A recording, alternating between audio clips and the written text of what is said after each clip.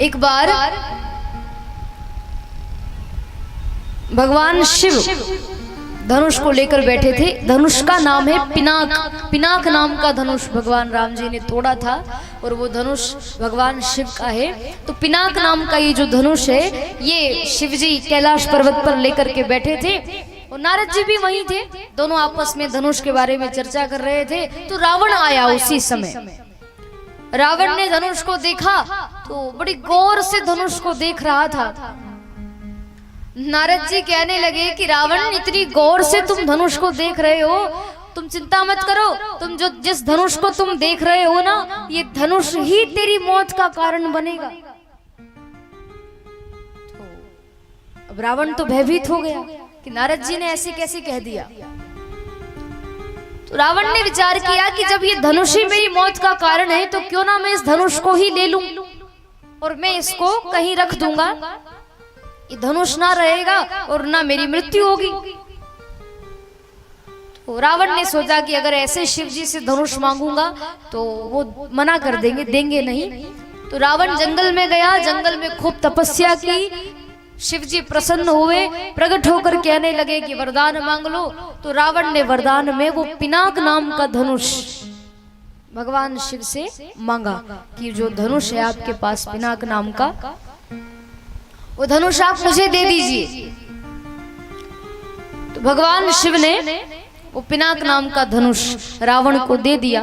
और रावण जब ये धनुष ले जाने लगा तो शिव जी ने कहा कि सुनो रावण, एक बात का ध्यान रखना कि ये धनुष जहां कहीं भी होगा, तुम धनुष ले जा तो रहे हो पर तुम इस धनुष को रास्ते में बीच में कहीं रखना मत, क्योंकि गलती से भी यदि तुमने इस धनुष को नीचे रख दिया तो फिर ये धनुष तुमसे कभी उठेगा ही नहीं। एक बार जहां तुम इसको रख दोगे फिर वहां से किसी से ये धनुष उठेगा नहीं। ध्यान रखना कि कहीं बीच में तुम इस धनुष को रख मत देना। तो रावण ने कहा कि नहीं नहीं, आप चिंता क्यों करते हो प्रभु, अब मैं धनुष को ले जा रहा हूं तो लंका में जाकर ही धनुष को रखूंगा, रास्ते में क्यों रखूंगा। तो रावण उस धनुष को लेकर के चला। अब धनुष लेकर के चला, जनकपुर की सीमा में उसने प्रवेश किया। तो सब देवताओं ने विचार किया कि ये तो वही धनुष है जिसको राम जी तोड़ेंगे और धनुष तोड़ने के बाद ही तो राम जी का जानकी जी से विवाह होगा, पर ये धनुष तो रावण लंका में लेकर जा रहा है। तो देवताओं ने क्या किया, जल के देवता हैं वरुण देवता सातों समुद्र लेकर के रावण के पेट में बैठ गए। और सातों समुद्र लेकर जब वो रावण के पेट में बैठे, जनकपुर में आकर के रावण को लघु शंका लगी। लघु शंका समझते हो ना, जिसको आप लोग एक नंबर कहते हो, वो लगी। तो अब आसपास कोई दिखा नहीं कि जो धनुष को पकड़ ले। तो उसी समय इंद्र ब्राह्मण का रूप धारण करके वहां से निकल कर जा रहे थे। तो रावण ने कहा कि सुनिए ब्राह्मण देवता, आप ये थोड़ी देर धनुष पकड़ लीजिए, मैं लघु शंका से निवृत्त होकर के आता हूँ। और सुनो, मैं जब तक ना आऊं ना, आप इसको धनुष को नीचे मत रखना, मैं अभी तुरंत आ जाऊंगा। तो ब्राह्मण बने इंद्र ने कहा कि हाँ हाँ जाओ, मैं इसी काम के लिए तो आया हूँ। इंद्र ब्राह्मण बनकर के वहां उस धनुष को लेकर खड़े थे। वरुण देवता सातों समुद्र को लेकर उसके पेट में बैठे थे रावण के। तो बड़ी जोर से लघु शंका लगी, वो लघु शंका करने गया। अब वो तो सातों समुद्र लेकर के बैठे थे, अब वो लघु शंका करने बैठा। 1 घंटा हो गया, 2 घंटे हो गए, रावण लघु शंका से निवृत्त ही नहीं हुआ। अंत तो गतवा 3 घंटे हो गए, रावण लघु शंका से निवृत्त ही नहीं हुआ। ब्राह्मण बना वो इंद्र चिल्लाने लगा, अरे महाराज जल्दी करो, मुझे देर हो रही है, मुझे आगे भी जाना है। तो रावण ने कहा कि बस थोड़ी देर और रुक जाओ, मैं अभी लघु शंका से निवृत्त होकर आता हूँ। लेकिन 3 घंटे हो गए, वो लघु शंका से निवृत्त नहीं हुआ। इंद्र जो कि ब्राह्मण का रूप धारण करके आए थे, इंद्र उस धनुष को वहीं छोड़ करके वहां से चले गए। धनुष वहीं रख दिया और वहां से चले गए।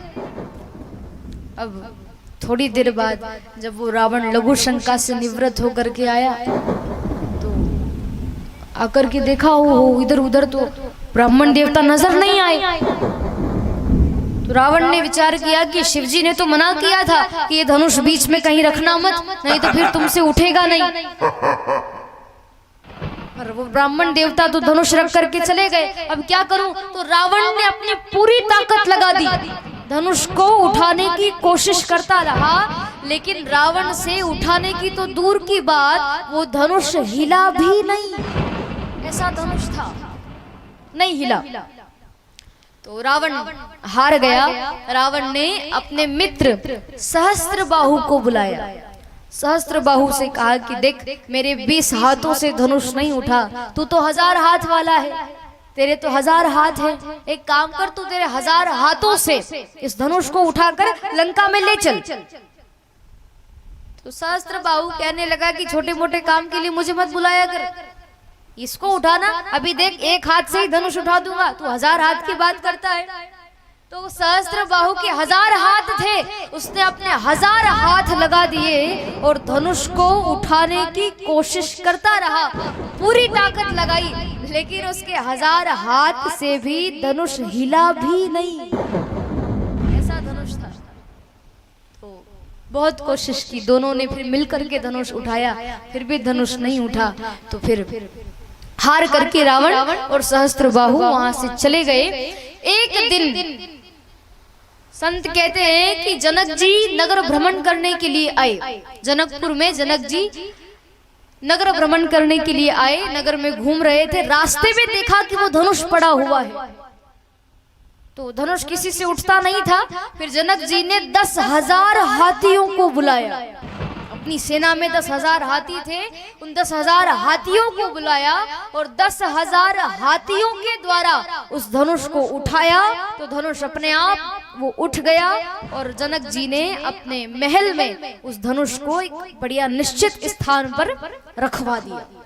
और रोज उस धनुष की पूजा करते थे, रोज उस धनुष को जल चढ़ाते थे, रोज पूजा करते थे। तो कथा आती है कि एक बार जानकी जी झाड़ू लगा रही थी अपने घर में, महल में झाड़ू लगा रही थी। तो जनक जी ने कहा कि बेटी, आप झाड़ू लगा रही हो तो ये धनुष के आसपास भी बहुत कचरा हो रहा है, इसके आसपास झाड़ू लगा देना। तो कहते हैं कि जानकी जी जब झाड़ू लगाने के लिए आई, जानकी जी ने धनुष के आसपास से कचरा लिया, पर देखा कि धनुष के नीचे भी बहुत कचरा हो रहा है। तो जानकी जी ने बाएं हाथ से धनुष उठा लिया और दाहिने हाथ से वो झाड़ू लगाने लगी। और ये दृश्य जब जनक जी ने देखा तो जनक जी आश्चर्यचकित हो गए कि 10,000 हाथियों के द्वारा जिस धनुष को मैंने अपने महल में रखवाया था, वो धनुष मेरी बेटी सीता ने बाएं हाथ में उठा लिया। छोटी सी तो है ये। तो उस दृश्य को देख करके जनक जी ने प्रण किया था, प्रतिज्ञा की थी कि जो भी इस धनुष को तोड़ देगा या इस धनुष पर जो अपना बाण चढ़ा देगा, उसी से सीता का विवाह होगा।